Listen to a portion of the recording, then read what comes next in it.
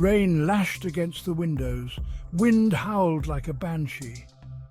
The old Victorian house, now Whispering Pines Inn, creaked under the onslaught.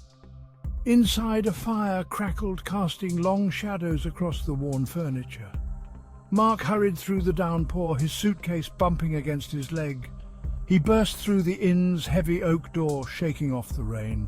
You must be Mr. Davis. Room 13 is ready for you. Mark's eyebrows shot up. Room 13? Whispering Pines Inn held secrets. Locals whispered of Room 13, a room shrouded in darkness and dread. They spoke of a mirror, an antique with a presence that chilled the very marrow. Some said the mirror reflected not your own image, but something far more sinister. Just old wives' tales. Mark tried to shake off the stories. But as the innkeeper handed him the heavy iron key, a shiver ran down his spine. He couldn't shake the feeling that something was watching him, its gaze cold and calculating. He climbed the creaky stairs, each step echoing in the silence. The flickering gaslight cast grotesque shapes on the walls. Finally, he reached Room 13. The door, a dark, heavy wood, seemed to pulsate with an unseen energy. The room was surprisingly spacious, furnished with a four-poster bed draped in heavy velvet curtains. A fireplace stood opposite the bed, its cold ashes a testament to long disuse. And then Mark saw it. The mirror. It hung above a mahogany dresser, its ornate silver frame tarnished with age.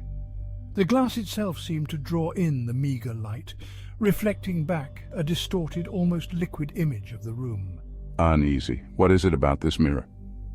Mark felt an immediate unease, a prickling sensation on the back of his neck.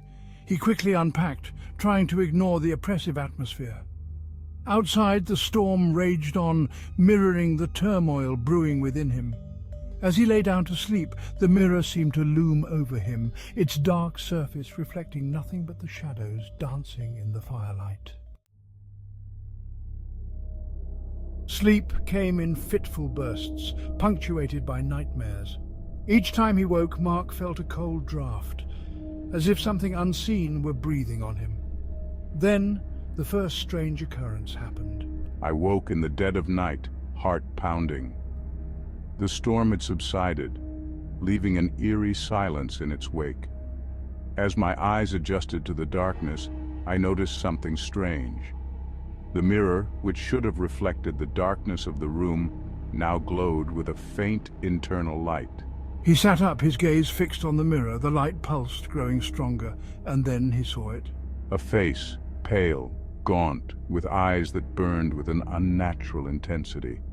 It stared back at me, a silent scream etched on its lips. Mark scrambled back on the bed, his breath catching in his throat. He blinked, expecting the apparition to vanish.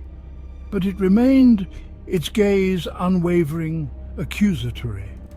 He could feel a cold dread creeping up his spine, paralyzing him with fear. Slowly, the reflection began to move. The figure in the mirror, its eyes boring into his soul, reached out a hand, its fingers long and skeletal, scraping against the glass. A low, guttural growl emanated from the mirror, vibrating through the room.